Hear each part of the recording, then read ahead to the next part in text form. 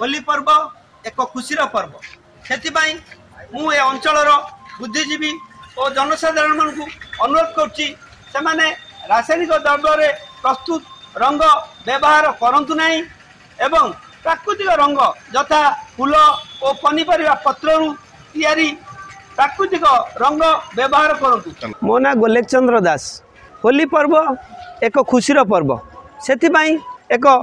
वार्ता दौर कि से माने होली खेलतु हेले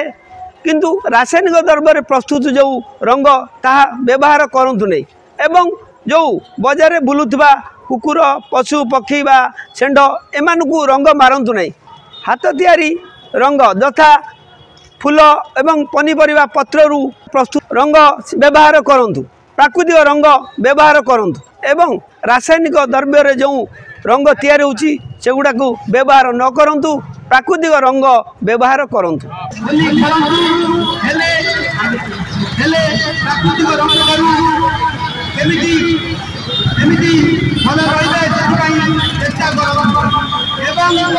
आखिरे पशुमा एवं नागरे रुमाल बांधतु कारण भाई भाई रंग होली